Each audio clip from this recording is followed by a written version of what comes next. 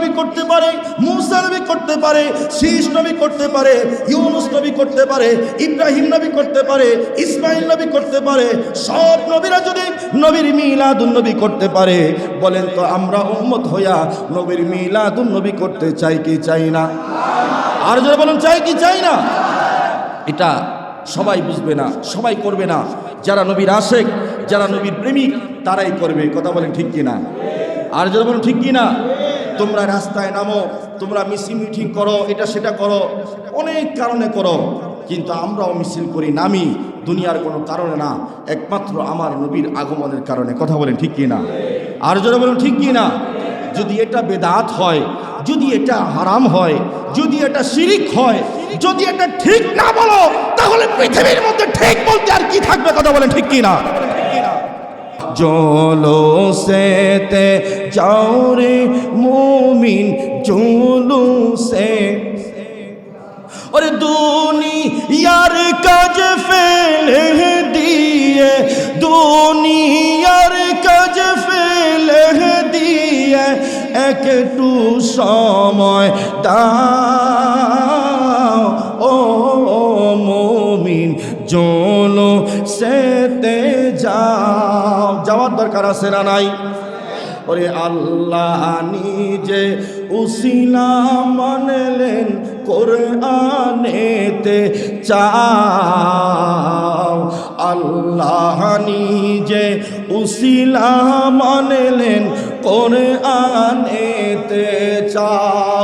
ওরে সেই নবীর উসিলায় আল্লাহ, সেই নবীর উসিলায় আল্লাহ ক্ষমা করে দাও ও মুমিন, জলুসেতে যাও, জলুসেতে যাও রে মুমিন, জলুসেতে যাও ও মুমিন, জলুসেতে যাও।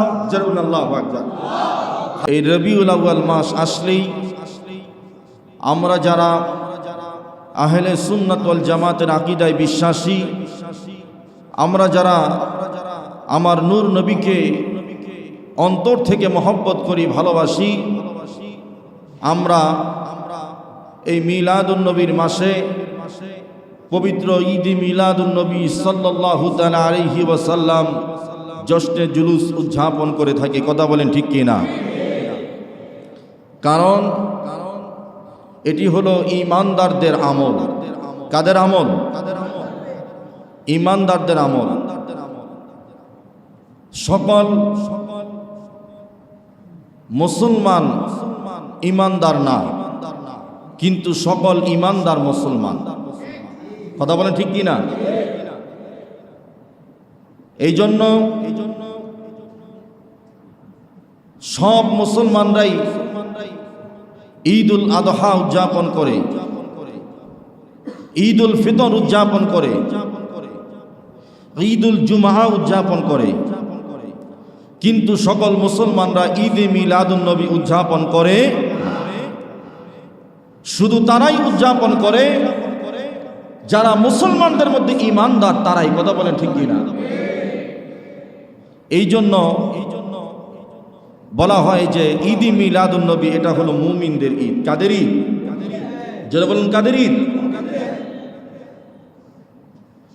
ওরে ঈমানদাররা পালন করে মিলাদুন নবী, ঈমানদাররা পালন করে মিলাদুন নবী। ওনে নবীজি শ্রেষ্ঠ নিয়ামত কোরআনে পাবি, নবীজি শ্রেষ্ঠ নিয়ামত কোরআনে পাবি। ঈমানদাররা পালন করে,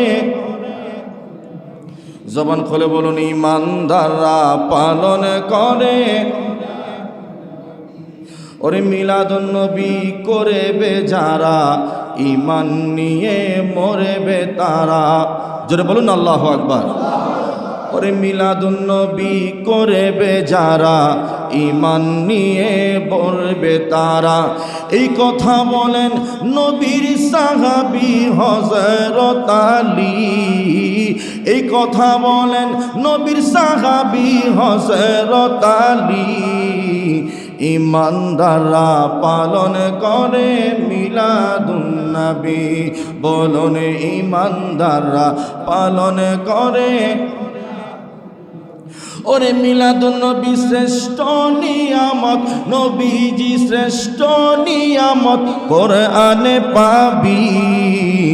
ঈমানদাররা পালন করে মিলাদুন নবী, আয় হায় ঈমানদাররা পালন করে।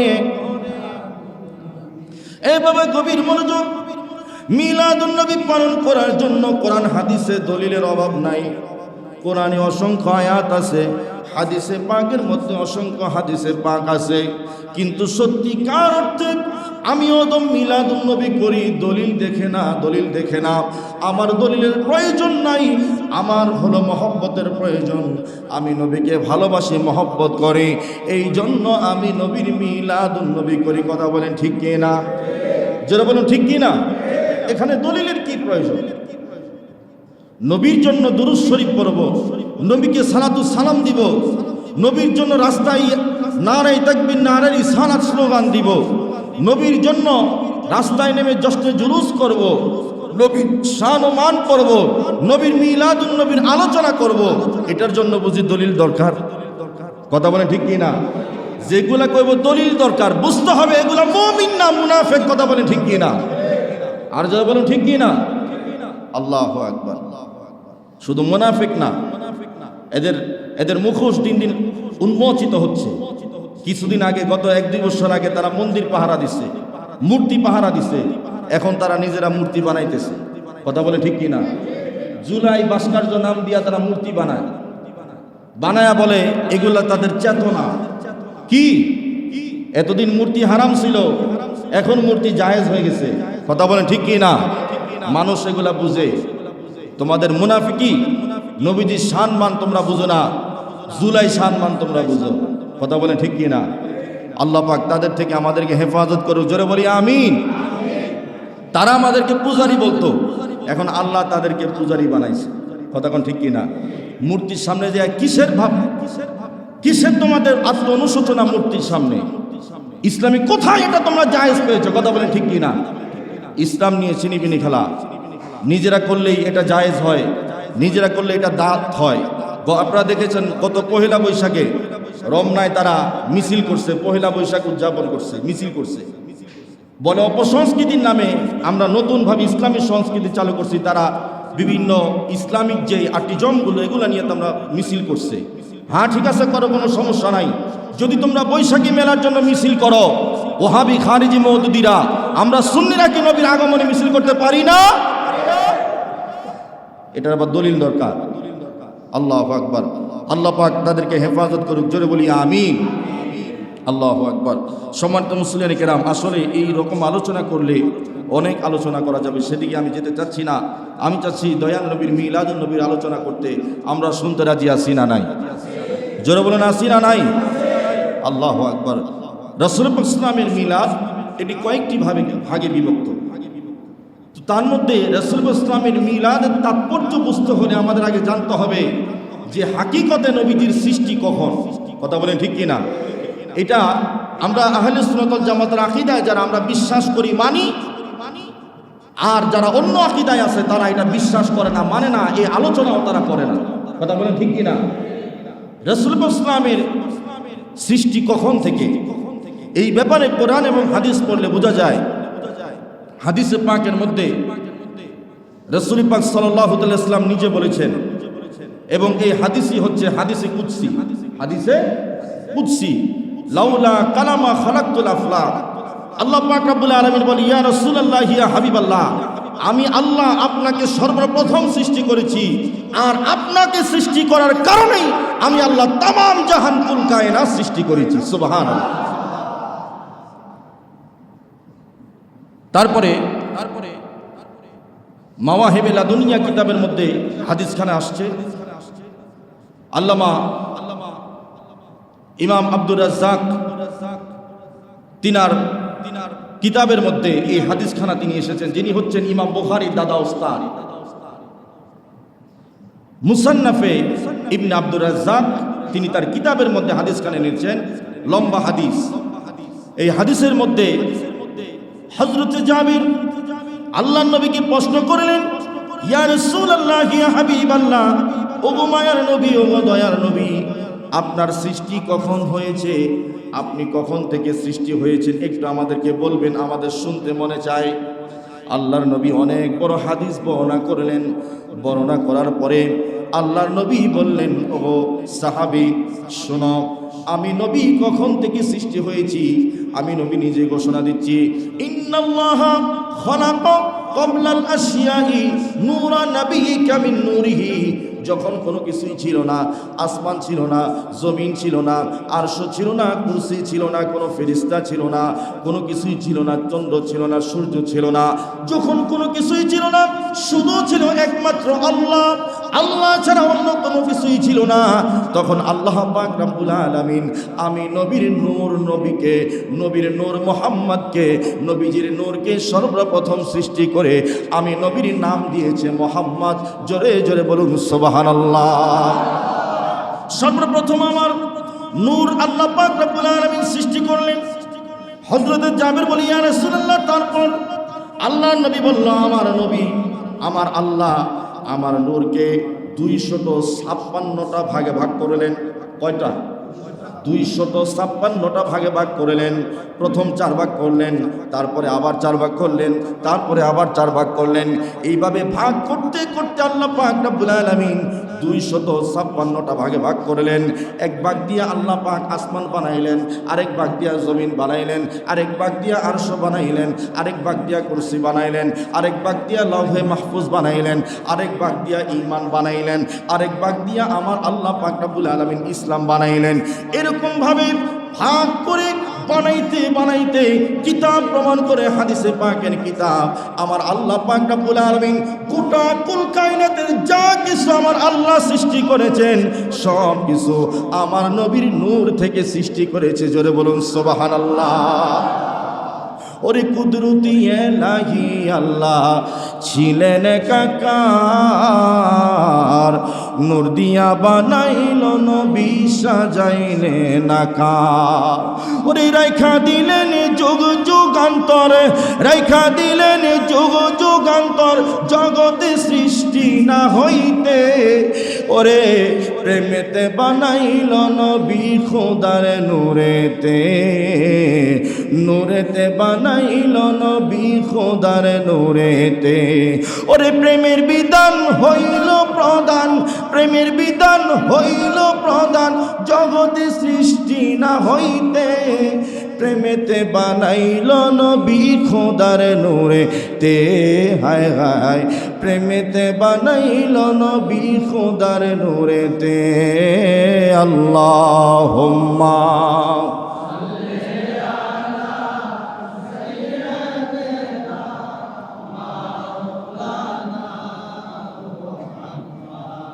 ওয়ালা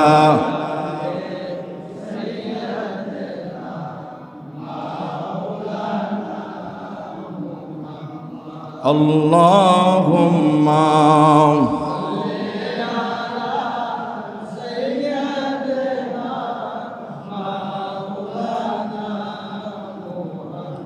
ওয়ালা আলি সাইয়্যিদিনা।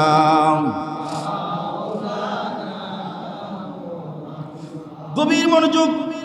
সূরা তাওবার মধ্যে আল্লাহ পাক রব্বুল আলামিন বলেন, লাকাদ জাআকুম রাসূলুম মিন আনফুসিকুম আজিজুন আলাইহি মা আনিতুম হারিস। আল্লাহ পাক রব্বুল আলামিন আয়াত পড়েন, আমি তোমাদের মধ্যে এমন একজন নবী প্রেরণ করেছি যিনি হচ্ছেন তোমাদের জন্য দয়াবান, যিনি হচ্ছেন তোমাদের জন্য মেহেরবান, যিনাকে তোমাদের মধ্য থেকে প্রেরণ করা হয়েছে। এই হাদিস, এই কোরআনের আয়াতের ব্যাখ্যা করতে গিয়ে হযরত আব্দুল্লাহ ইবনে আব্বাস তিনি একখানা হাদিস বর্ণনা করেন। এই হাদিসে পাকের মধ্যে হযরত আব্দুল্লাহ ইবনে আব্বাস যে হাদিসখানা বর্ণনা করেন, এই হাদিসখানার মধ্যে এমনভাবে এসেছে আল্লাহর নবীকে হযরত জিবরাইল আলাইহিস সালাতু ওয়াস সালাম প্রশ্ন করলেন, ইয়া রাসূলুল্লাহ ইয়া হাবিবাল্লাহ, আমি জিবরাইল আলাইহিস সালাতু ওয়াস সালামের খুব জানতে ইচ্ছা করে আপনি নবী কখন থেকে নবী হিসাবে আছেন, আপনি নবীর বয়স কত, আপনি নবীর বয়স কত আমার খুব জানতে ইচ্ছা করে। আল্লাহ নবী একটি মুস্কি হাসি দিলেন। মুস্কি হাসি দেওয়ার পরে জিবরাইল আলাইহিস সালাতু ওয়াস সালাম বলে, এ জিবরাইল, তুমি তোমার হায়াতে জিন্দেগিতে এমন একটি আশ্চর্য বিষয় কথা বলো যে জিনিসটা তুমি দেখে আশ্চর্য হয়েছ, আগে দেখেছো কিন্তু আমি নবী পৃথিবীর মধ্যে আসার পর থেকে তুমি দেখো না। জিবরাইল আলাইহিস সালাতু ওয়াস সালাম বলে, ইয়া রাসূলুল্লাহ ইয়া হাবিবাল্লাহ, আমি জিবরাইল সৃষ্টি হওয়ার পরে আসমানের দিকে তাকাইতাম, যখন আসমানের দিকে চতুর্থ হিসাব চতুর্থ পর্দার পরে আমি একটা তারকা দেখতে পেতাম। ওই তারকাটা যখন দেখতে পেতাম 70,000 বছর দেখতাম উদিত অবস্থায় আছে, আবার 70,000 বছর দেখতাম ডুবন্ত অবস্থায় আছে। এইভাবে আমি ওই তারকাটা 72,000 বার দেখেছি। জোরে বলুন সুবহানাল্লাহ। আমার নবী বলে, জিবরাইল, এ জিবরাইল, তুমি এখন কি সেই তারকাটা দেখো? জিবরাইল বলে, ইয়া রাসূলুল্লাহ ইয়া হাবিবাল্লাহ, এখন আর আমি সেই তারকাটা দেখি না। আল্লাহ নবী নবীজির পিঠ মোবারক উঠালেন, পিঠ মোবারকের জুব্বা যখন উঠালেন, উঠানোর পরে জিবরাইলকে বলে, জিবরাইল এখন দেখো এটা সেই তারকা কিনা। জিবরাইল বলে, ইয়া রাসূলুল্লাহ ইয়া হাবিবাল্লাহ, খোদাকে কসম করে বলি আমি চতুর্থ হিসাবে যেই আসমানের মধ্যে যেই তারকাটা দেখেছি, ওই তারকাটা এখন আপনার পিঠের মধ্যে আমি জিবরাইল সরাসরি দেখতে পাচ্ছি। জোরে বলুন সুবহানাল্লাহ। আল্লাহ নবী সঙ্গে সঙ্গে বললেন, ইয়া আখি জিবরাইল, ইন্না আযজা ওয়া জাল্লা রাব্বি, ইন্না আযজা ওয়া জাল্লা রাব্বি, ইন্না যালিকাল কাওকাব। এ জিবরাইল শোনো, আমি জিবরাইল আল্লাহর কসম করে বলছি, আমার পিঠে যেই তারকাটা দেখতেছো ওই আসমানের মধ্যে সেই তারকাটাই ছিল, আর সেই তারকাটা অন্য কিছু না, সেটা হচ্ছে আমি নবী মুহাম্মদুর রাসূলুল্লাহ। জয় বলুন আল্লাহু আকবার। হাদিস শরীফ, লাকাদ জাআকুম রাসূলুম মিন আনফুসিকুম আজিজুন আলাইহি মা আনিতুম হারিস। এই আয়াতের তাফসীর করতে গিয়ে আব্দুল্লাহ ইবনে আব্বাস তিনার কিতাবের মধ্যে এই হাদিসখানা নিয়ে এসেছে। এটা লম্বা হাদিস। সম্মানিত উপস্থিতি, তাহলে বোঝা যাচ্ছে আমার নবী পৃথিবীর মধ্যে 570 খ্রিস্টাব্দে আগমন করেছে, কিন্তু নবীজির জন্ম যখন কোনো কিছুই ছিল না, আসমান ছিল না, চন্দ্র ছিল না, লৌহ কলম কোনো কিছুই ছিল না, সব কিছুর আগে আমার আল্লাহ আমার নবীর নূরকে সৃষ্টি করেছে। জোরে বলুন সুবহানাল্লাহ। আরেকটা হাদিস, এই হাদিসখানা মুহাম্মদ আনওয়ারি নামক কিতাবের মধ্যে এসেছে, আরো অনেক হাদিসের পাকের কিতাবের মধ্যে এসেছে। আল্লাহ নবীকে সাহাবায়ে কেরাম জিজ্ঞাসা করলেন, ইয়া রাসূলুল্লাহ, তাহলে বুঝতে পারলাম আপনার সৃষ্টি হলো অনেক আগে, যখন কোনো কিছুই ছিল না, কিন্তু আপনি পৃথিবীর মধ্যে এসেছেন কখন? জোরে কোনটা সুবহানাল্লাহ। আল্লাহ নবী বলে, সাহাবীরা রে শোনো, যখন আদম ছিল জান্নাতে, আমি আদমের সাথে জান্নাতেই ছিলাম। যখন আদমের মধ্যে রূহ দেওয়া হলো, রূহ দেওয়ার সাথে আদমের মধ্যে অন্ধকার রূহ থাকতে পারে না।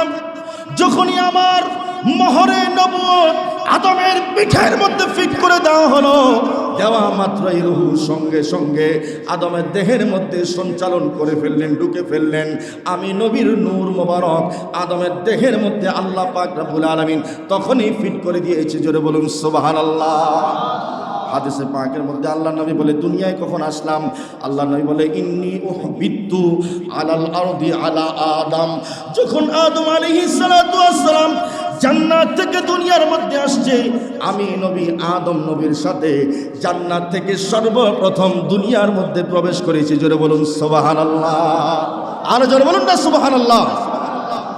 কিন্তু নবীজির সূরত হলো অনেকগুলো সূরত, তার মধ্যে হাদিসের পাকের মধ্যে আসছে 3টা সূরত। একটা হলো সূরতে মালাকি, আরেকটা হলো সূরতে বাশারি, আরেকটা হলো সূরতে হাক্কি। হাদিসের পাকের মধ্যে আসছে। আর অন্যান্যভাবে যদি সূরত ধরা হয় তাহলে অনেক বড় সূরত ধরা যায়। কথা বলেন ঠিক কিনা? আর যারা বলেন ঠিক কিনা? এটা আমাদের কথা না, ওহাবি মৌলবীরা তাদের কিতাবের মধ্যে লিখেছে রাসূল পাক সাল্লাল্লাহু তাআলা আলাইহি ওয়াসাল্লামের কতগুলো সূরত এগুলো একমাত্র আল্লাহ জানে।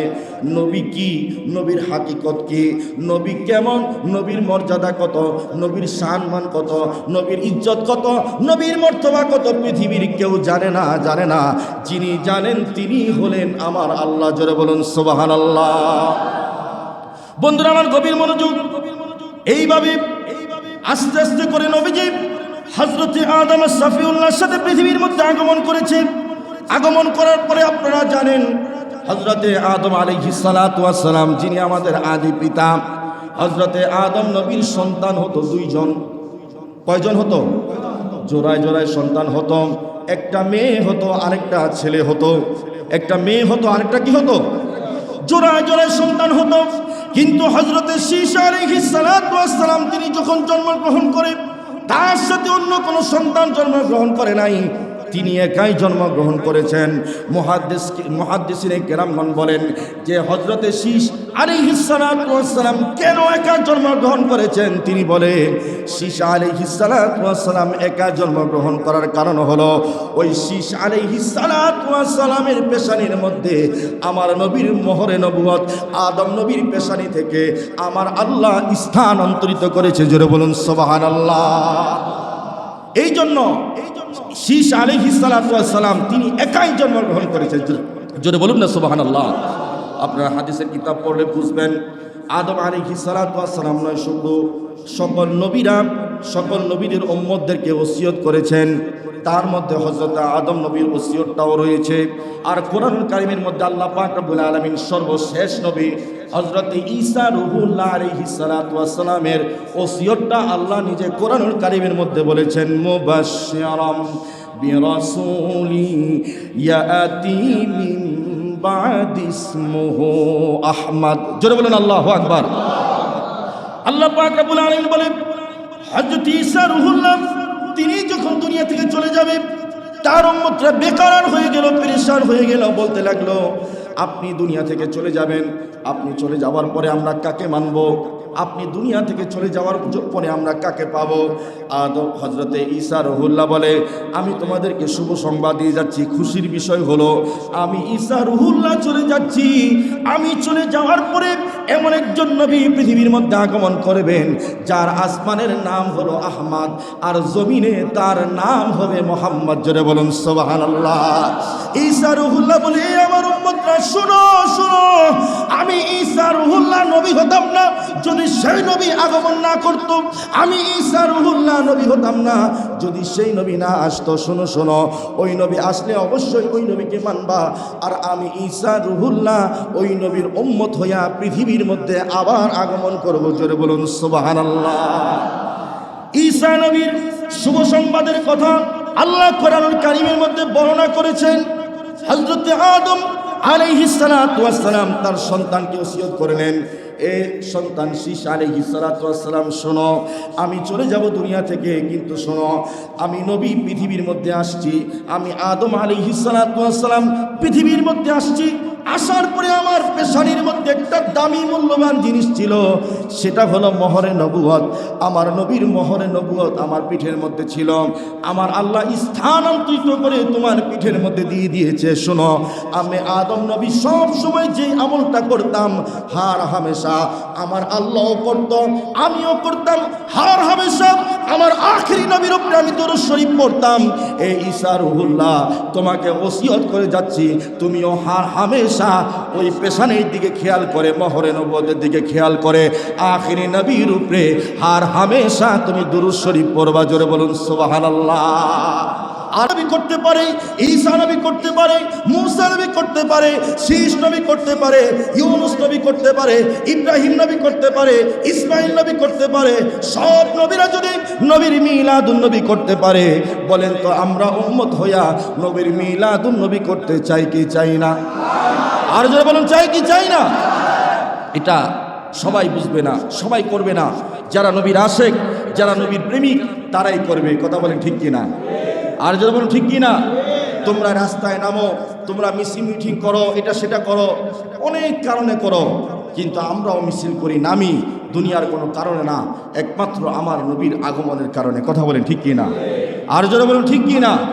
যদি এটা বেদাত হয়, যদি এটা হারাম হয়, যদি এটা শিরিক হয়, যদি এটা ঠিক না বলো, তাহলে পৃথিবীর মধ্যে ঠিক বলতে আর কি থাকবে? কথা বলেন ঠিক কি না? আল্লাহ পাক তাদেরকে হেদায়েত দান করে, জোরে বলি আমিন। তাহলে বলেন, আমাদের এই মসজিদ আহলে সুন্নাত ওয়াল জামাতের পক্ষ থেকে প্রতি বছর যে মিলাদুন নবী হয়, এবারও হবে। আপনারা জানেন গভর্নমেন্ট থেকে ধার্য করা হয়েছে আগামী 26শে আগস্ট এই মিলাদুন নবী হবে ইনশাআল্লাহ। আপনারা সকলেই দলবল নিয়ে অংশগ্রহণ করবেন এই মিলাদুন নবীর মধ্যে। আল্লাহ পাক যেন কবুল করে, জোরে বলি আমিন। ওরে জুলুসেতে যাও রে মুমিন, জুলুসেতে যাও ও মুমিন, জুলুসেতে যাও।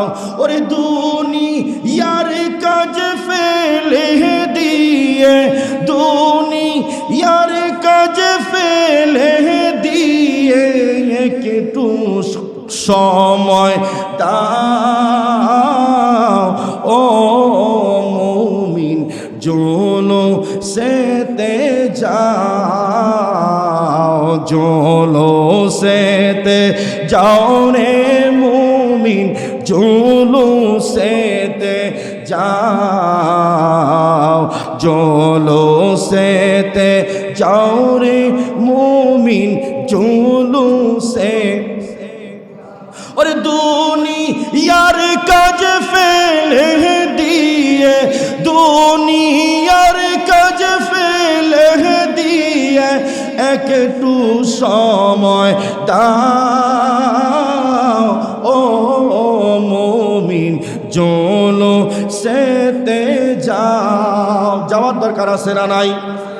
ওরে আল্লাহ নিজে উসিলা মানলেন কোরআনেতে চাও, আল্লাহ নিজে উসিলা মানলেন কোরআনেতে চাও। ওরে সেই নবীর উসিলায় আল্লাহ, সেই নবীর উসিলায় আল্লাহ ক্ষমা করে দাও ও মুমিন, জুলুসেতে যাও, জুলুসেতে যাও রে মুমিন, জুলুসেতে যাও ও মুমিন, জুলুসেতে যাও। জরুর আল্লাহু আকবার। খারাপ লাগতেছে নাকি? আরে আলোচনা করলে তো অনেক আলোচনা করা যাবে। মিলাদুন নবীর আলোচনা কি আমার থেকে আপনারা কম জানেন নাকি? কথা কোন ঠিক কিনা? আমার থেকে কি আপনারা কম জানেন নাকি? কম জানেন না। যারা আশেক প্রতি বছর তো শুনে আসতেছেন, তারপরও চিন্তা করলাম যে মিলাদুন নবীর পাশাপাশি যদি একটু নবীর সম্মান গাই, তাহলে আমাদের অন্তরটা তাজা হবে। কথা কোন ঠিক কিনা? কারণ এটা আমাদের অন্তরের খোরাক। যে মনে করবে যে গজব ভাল লাগে না, বুঝতে হইব তার অন্তরের মধ্যে নবীর যে একটা প্রেম ভালোবাসার তাজাল্লি আছে, এটার মধ্যে কমতি আছে। কথা কোন ঠিক কিনা? আর যখন ঠিক কিনা? আমার যদি কেউ সারাদিন গজল শোনায়, নবীর শান শোনায়, আমার ভালো লাগে, খারাপ লাগে না, ভালো লাগে। কারণ নবীর শান, আল্লাহু আকবার, এটার মতো মহান আর কোনো কিছু নাই। যাক, সম্মানিত মুসলিম কেরাম, মিলাদুন নবীর ব্যাপারে হাদিস পড়লে অনেক হাদিস পড়া যাবে। মিলাদুন নবীর ফজিলত সম্পর্কে আমি শুধু একটা হাদিস আপনাদেরকে পড়ি, তারপরে আজকের বয়ান এখানে শেষ করে দেব। হাদিসখানা বুখারী শরীফের মধ্যে আসছে। কি শরীফ? সবাই বলে নাই কি শরীফ? পিছনে যারা আছে বলেন কি শরীফ? ওহাবিরা খালি কয় সিয়াসিকদের মধ্যে নাই, এই নাই সেই নাই। তোমরা কোথায় পাইছো? কোরআনে নাই। কথা কোন ঠিক কিনা? তাইলে এই কিতাবের নাম হচ্ছে বুখারী শরীফ। বুখারী শরীফের দ্বিতীয় খণ্ড, পৃষ্ঠা নাম্বার 764, হাদিস নাম্বার 4910 নম্বর হাদিস। 4910 নম্বর হাদিস। এটা লম্বা হাদিস। ওয়াকাদ জাআ ফিল হাদিস ফাদিলাতুল ফারহি ওয়াল ঈদি ওয়াল ইনফাকি বিমিলাদিন নবী সাল্লাল্লাহু আলাইহি ওয়াসাল্লাম ফালাম্মা মাতা আবু লাহাবিন উরিয়াম বাদু আহলি বাশারিন হিবা ক্বালা লাহুম মাযা লাকিতাম قال أبو لهب لم ألق بعدكم غير إني سقيت في هذه بعتاقة صعيبة জোরে বলুন আল্লাহু আকবার।